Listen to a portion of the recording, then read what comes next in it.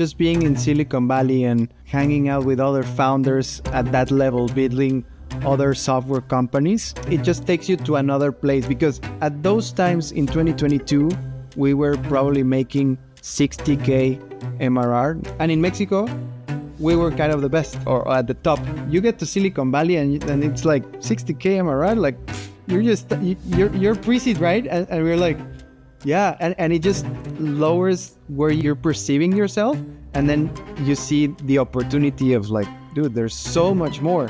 Everyone says it, no? It's magical. It's where the best minds in the world hang out, and you just absorb it.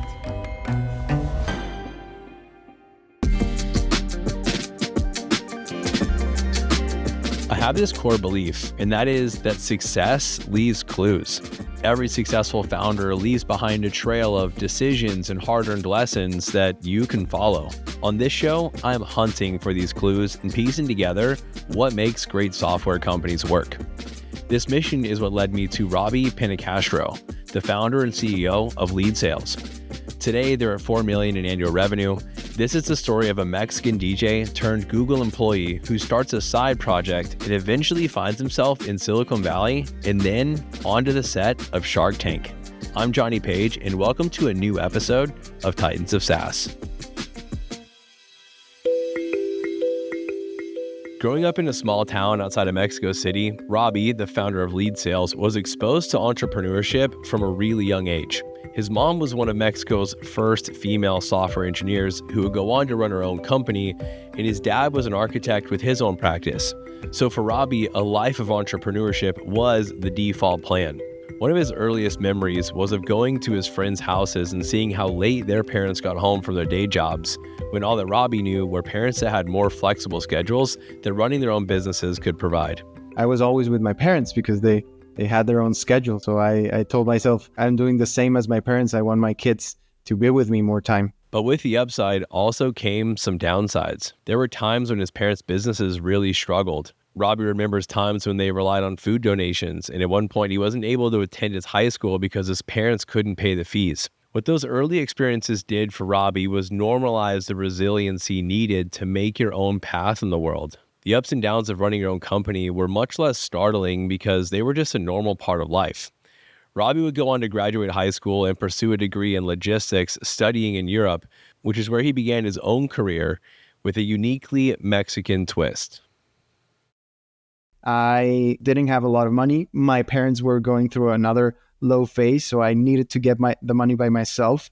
And the way I did it was by making this persona, a Mexican, because I was like, hey, I'm a DJ, but who's gonna, like, everyone can be a DJ, right? You need to differentiate yourself. I mean, it applies also for software, you know? You need to have a product differentiation. And for me was, okay, so then I'm gonna embrace my culture and I'm gonna dress up as a mariachi and make myself a whole persona. And I had my suit, my black and golden suit with my black and golden sombrero. And that was the way I knocked on doors for clubs in Europe. And I was lucky to get it to work. And I played in Switzerland, Paris, Berlin, and Finland.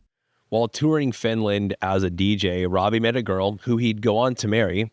And one of the things they really bonded over was their love to travel. But again, Roby was strapped for cash, so they started a new business where they'd sell tours and vacations to other students in order to pay for their own trips. The skill of reinventing yourself and always looking for innovative ways of making money and just understanding how to market a product, whether that's a tour, whether that's myself for a club, because they don't know you, right? And in the tours, like, people didn't know me. They had to trust that I was going to take them and it was going to be a nice trip and it was going to be secure.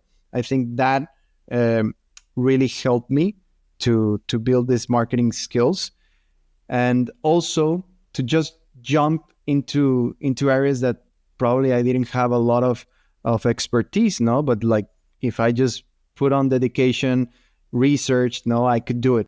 Roby, how does a logistics major doubling as a DJ, selling tours to students around the world, end up in tech? I always thought I was going to be a commerce entrepreneur, no? And thinking in logistics, at least in Mexico, you always see people importing stuff from other countries, particularly China. I did an exchange studies in Beijing, and to get into the logistics business.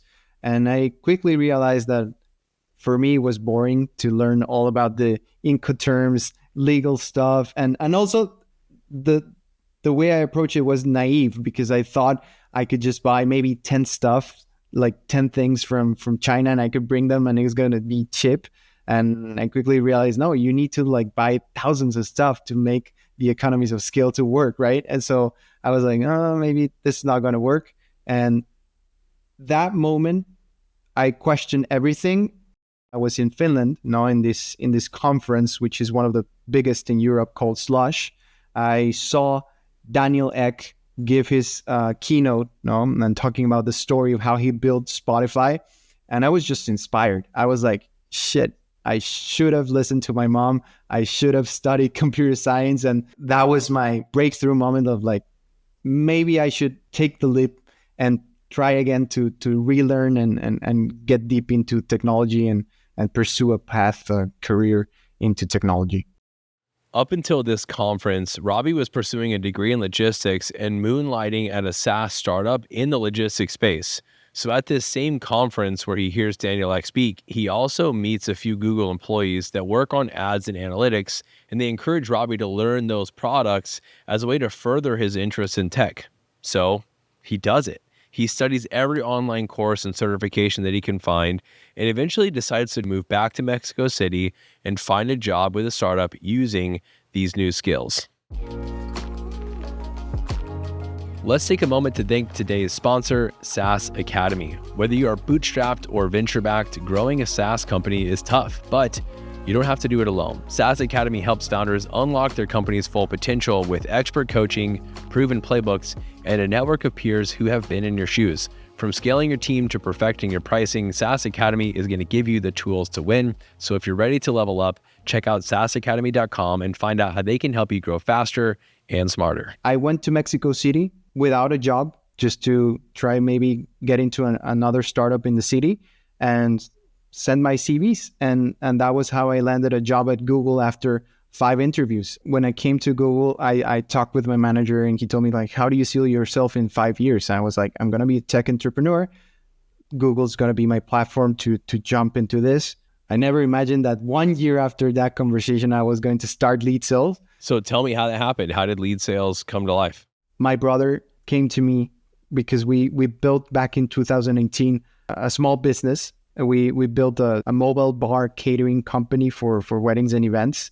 And this started to grow as I helped my brother with Google Ads and just doing marketing. And he told me, hey, bro, we got a lot of demand, but we're getting so many messages on WhatsApp and I don't know how to deal with this. Like, do you happen to have something at Google that can help me? I'm like, no, that's Facebook, but let me check. This is Google, but I'll check.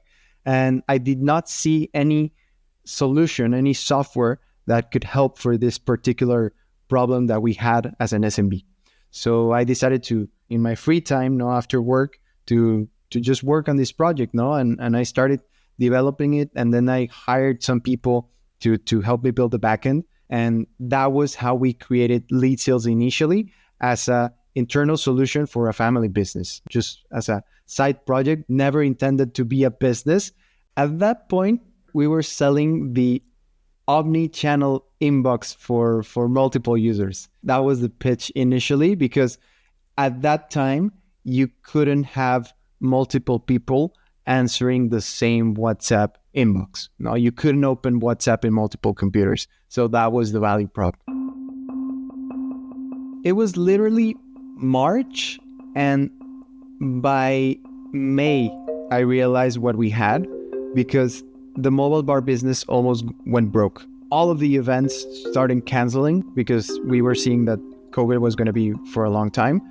And we pivot that business to sell online courses. Through Zoom, we were teaching people literally how to make a mojito.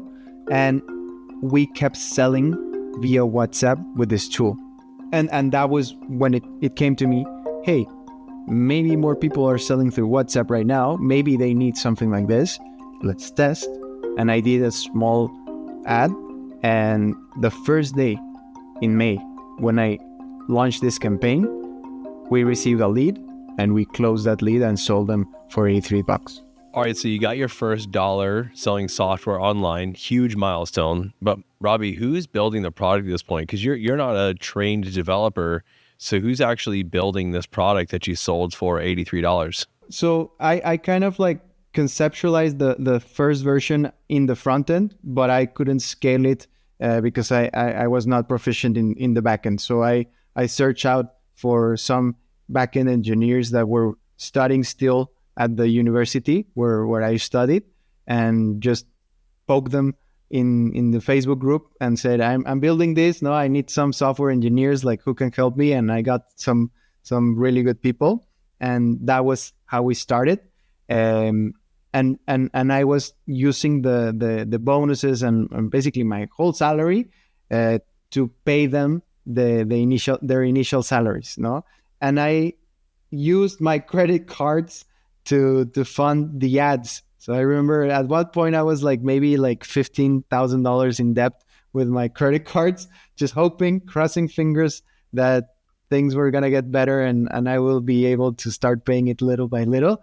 And it fortunately happened. The segmentation that came in Facebook ads and my experience was, well, I'm gonna target any Facebook business page admin.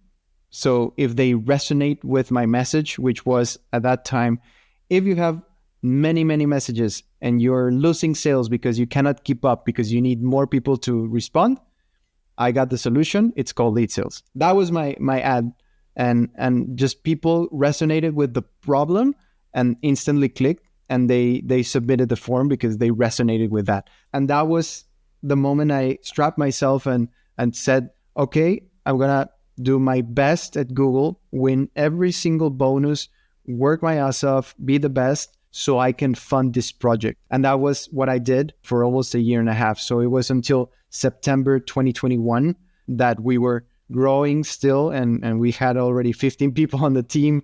We were just on the move to get outside of my parents' garage because my mom was like, dude, you need to leave. No, we were onboarding them manually, like giving them the demo, no, taking him by the hand, no, and showing them around, getting them connected, like helping them connect their WhatsApp account, and showing them and onboarding the first users so they could set up their account.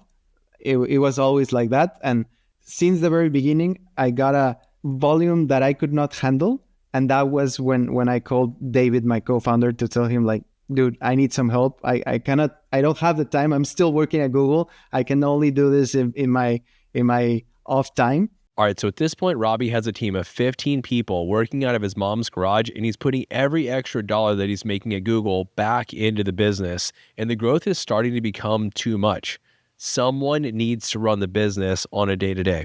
Well, remember that SaaS company in the logistics space that Robbie worked at while in Europe?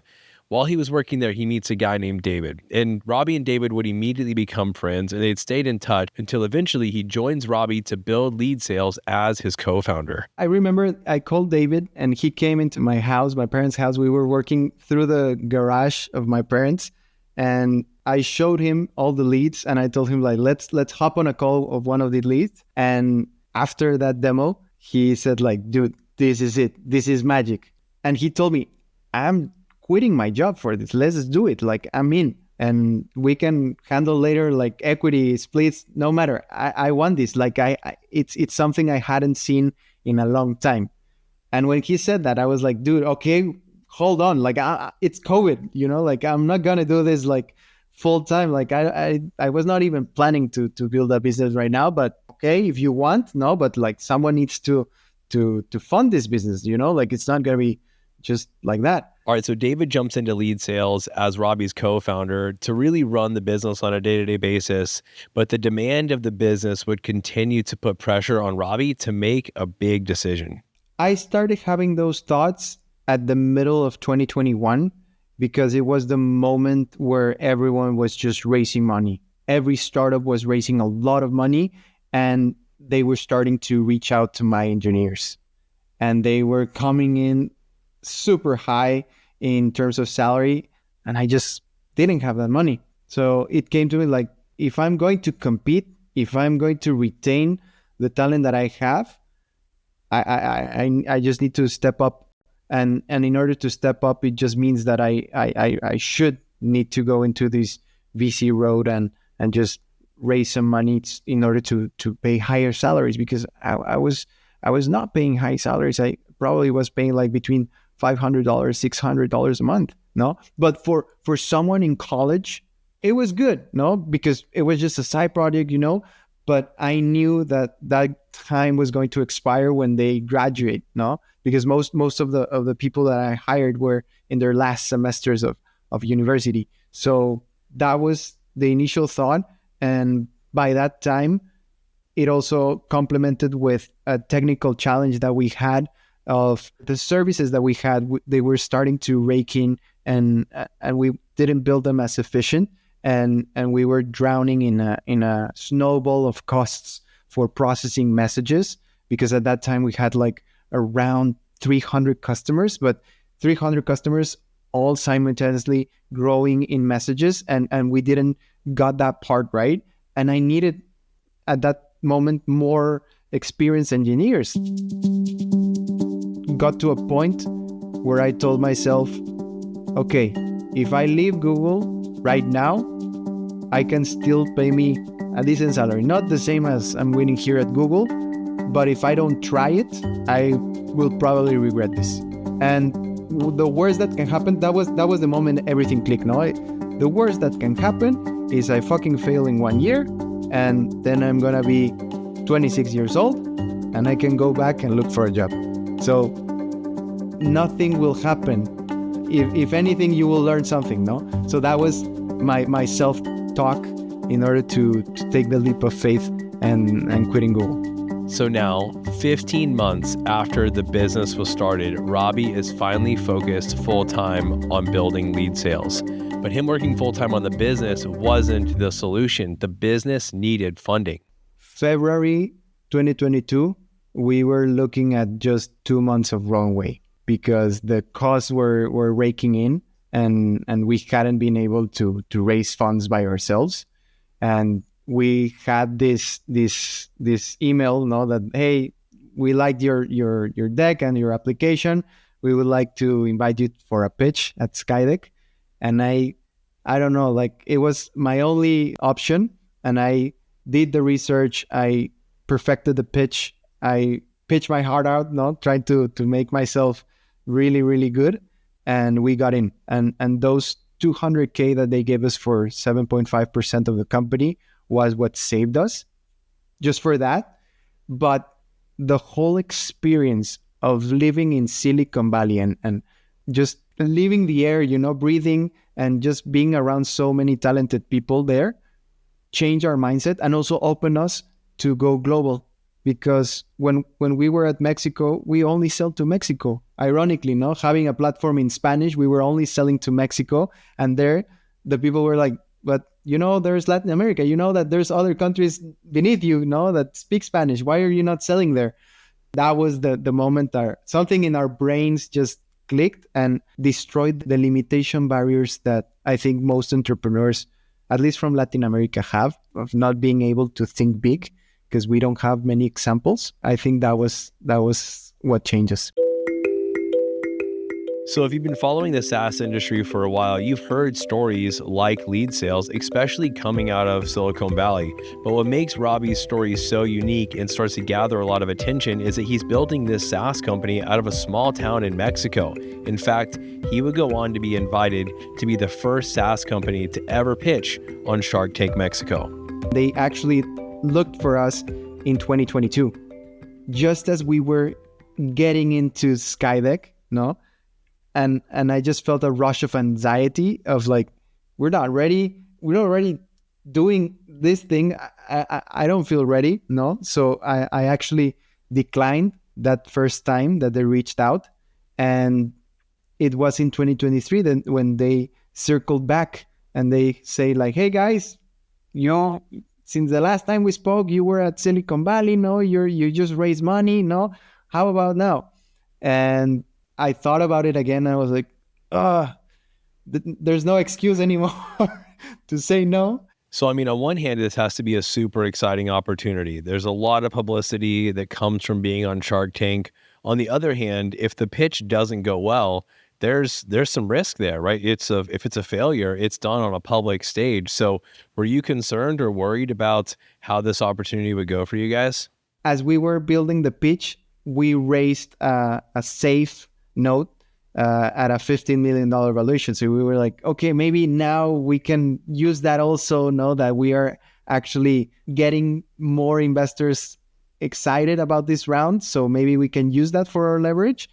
And also, as we were developing our pitch, one thing that we did notice was our trajectory, no? The growth that we had in Mexican pesos was something that you don't see in a traditional business, at least in Mexico, no? If we properly explain that a software as a service has unlimited potential if you know about your market, no?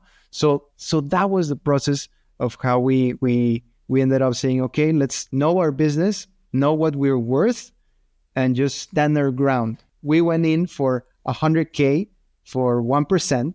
And the counter offer was like, okay, well, if you give us $1 million for 10%, no, we have a deal. And the sharks were like, dude, but you're not negotiating. That's the same valuation. And we're like, well, we know. It's like, if you want all to have 1% each, we can do it, no? Most of the people reaction was like, damn, this guy is really believing what they're doing, and their vision sounds like these guys are crazy enough to actually make it happen. So a consistent theme for lead sales from the very beginning has been that customer acquisition hasn't really been the bottleneck or the challenge. In fact, there have been times in the journey where you guys struggled to keep up with how many new customers were coming onto the platform. And I'm sure that Shark Tank only accelerated that.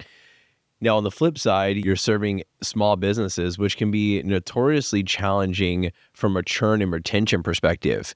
Now, I understand you guys have done a lot of work in this area. How has your relationship and your focus changed between acquisition and churn over the last several years? Yeah, it took me 2 years to kind of get to an answer. And our answer was obviously not stop selling, but we set a ceiling into our sales. And that way, it stopped us from trying to just compensate churn with sales. So now we just say like, hey, this is our ceiling of how many sales we want. Once we reach that, we don't care. Don't sell more. Let's focus on what we are actually retaining. And that has helped us. We needed to be more strategic and understanding more the ICP, understanding like what are the things that actually make a user stick with us. And that's how we've been tackling the churn, no? And it's just a matter of understanding more and more who your customer is to a granular level. It was difficult, especially for the revenue teams, because we had to also change the compensation model, no? Because usually revenue teams are compensated on how much they're selling, no? But now we had to shift into a compensation model of retention. But that comes in a long period, no? So then you need to prepare them to tell them like, hey, you're not going to receive a lot of money in the next 3 months, but if we do right our jobs, probably you're going to make more. So that is also difficult. Not difficult to take the decision, difficult to execute. All right, so you get some strong advice to go focus on retention rather than on acquisition, and you start to unpack the incentives across the team. But tell me, how does this actually show up in the numbers of the business? It's come a long way, no? It's come from the 30% that we had initiating the business to maybe in the last year, we came down from 15% towards a 4%. So that's really good. It all started clicking as we were focusing more and more into how we stop churn, especially in the last quarter, because at the end of Q3, I read your book and I started seeing this and it all makes sense to me. I was like, yeah, we should focus on this because we were trying to build our acquisition engine, no, but then we pour out all our focus just in acquisition, but it just came into a leaky bucket. And also more recently, we implemented an onboarding team. So we, instead of just having 2 teams, no, we added a third layer in between to connect and actually deliver the customer and make sure that in their first 14 days, which is the trial, they actually get to the value. And also, what you cannot measure, you cannot improve. We discovered this tool called ChartMogul that we connected into our system, and we were able finally to actually make graphs in order to visualize. And one of the things that has helped is giving the data access to our team in order for them to look in the dashboard, which are the metrics that we are trying to improve, and learn every single week what works, what is pushing down that metric. And we use this methodology called EOS for operating with level 10 meetings. Every single week, we're trying to drop more and more the churn metric. So Robbie, that takes us to today. Tell me, where's the business at today, and where do you want to take the business over the next few years? We are at 77 employees. We are making 3.7 million in ARR, growing at double digit month over month with a 4% churn. So the vision for me is building the conversational commerce company of the future, which goes beyond just WhatsApp, Facebook, Instagram, no? Think about any chat-based system that has an inbox, LinkedIn messages, TikTok, that is coming huge. Like just yesterday, TikTok Shop released in Mexico, no? That is a huge trend coming, and everything comes in the form of messages when you get viral.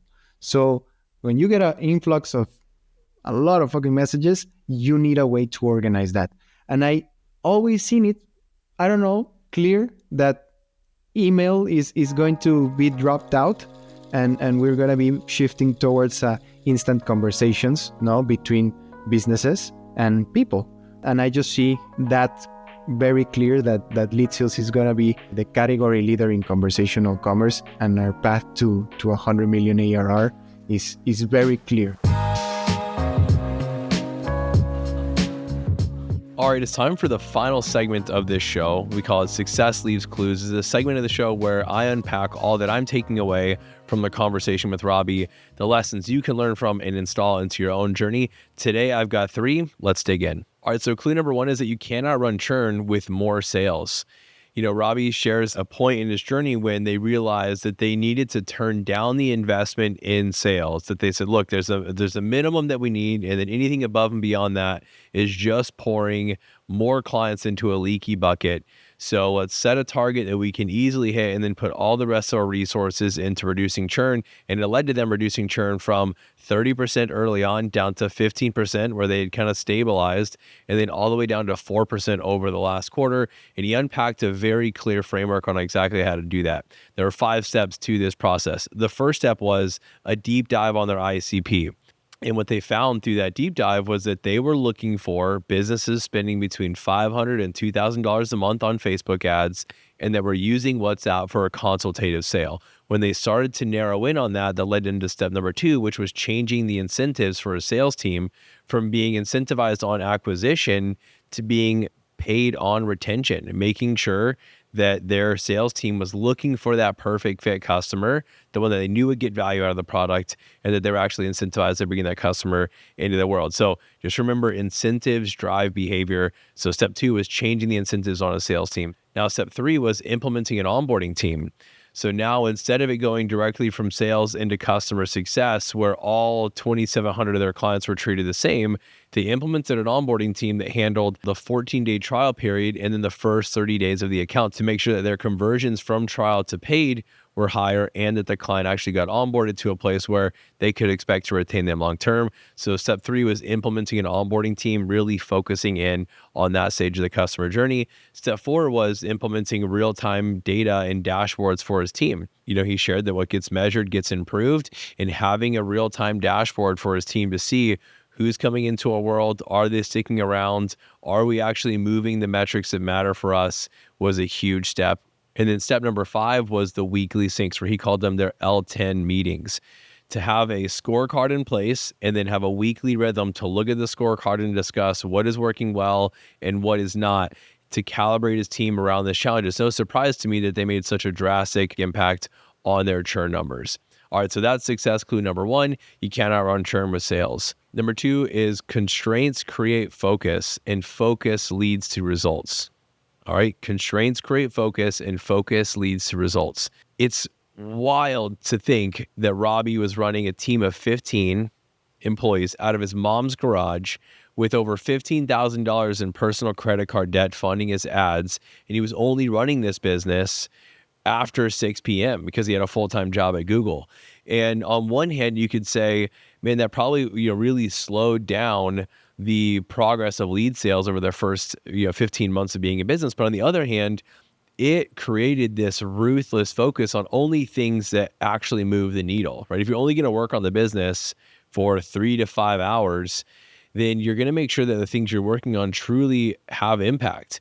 For years, I ran a very small development team for the SaaS product that I ran. I used to be so frustrated at our lack of development resources and think we could create so much more if only we had more team members. And what I didn't realize was that in hindsight, this was a real gift because we put so much extra work into what we were actually building that when we actually assigned a developer to work on it, we knew that it was going to create impact for our client. And I think that Roby's story has a similar element to it. Those first 15 months created this ability to prioritize what truly mattered so that by the time he focused on the business, they took off like a rocket ship. So success clue number two here is constraints create focus and focus leads to results.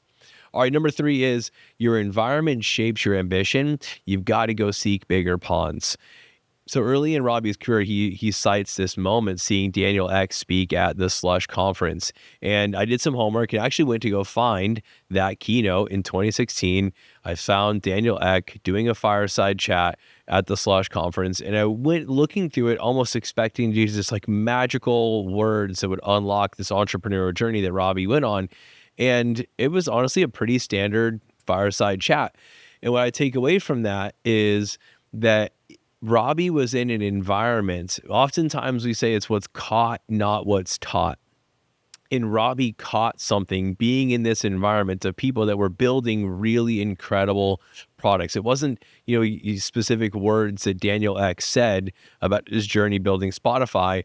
It was the environment that Slush Conference had created and Roby got himself into, where there was so much ambition and belief to be able to build a product that could shape the world. So this same pattern plays itself out several times in Roby's career. From the time they get inspired, he goes back, builds lead sales out of his mom's garage, and then they go apply and get into the SkyDeck accelerator, and he goes and spends 6 months in Berkeley and cites really having this expanded mission from Mexico only to all of Latin America.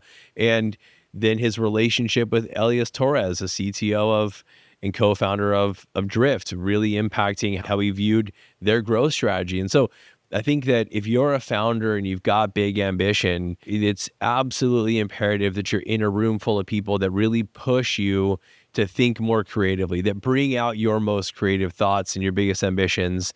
And I think that's a huge part of what made Roby so successful in his time at Lead Sales. All right, so to recap, clue number one was that you cannot outrun churn with more sales. Number two is that constraints create focus and focus leads to results. And number three is that your environment shapes your ambition.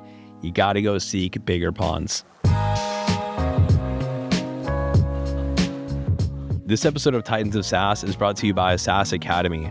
Hey, earlier in this episode, you heard Roby talk about his experience at the SkyDeck accelerator and what it was like going from being a big company and a successful company in Mexico to being in Silicon Valley and realizing there was so much more potential, and how that raised his expectations for what he and David were achieving with the business. To going from feeling like $60K in monthly recurring revenue was a really big deal to feeling like, man, there's companies that are doing this in a week or in a day. And so if you want an experience like that, if you want to be in a room where you feel kind of like the small fish, I'd encourage you to go to saasacademy.com and apply. We have 3 programs for different stages of SaaS founders, and they're all designed to put you with peers and with people who can inspire you and push you to be the best company that you can possibly be. Got a whole ecosystem to support you with coaches and partners and content to make sure that you make the most out of your SaaS product. So go to saasacademy.com to apply today. Until next time, stay curious.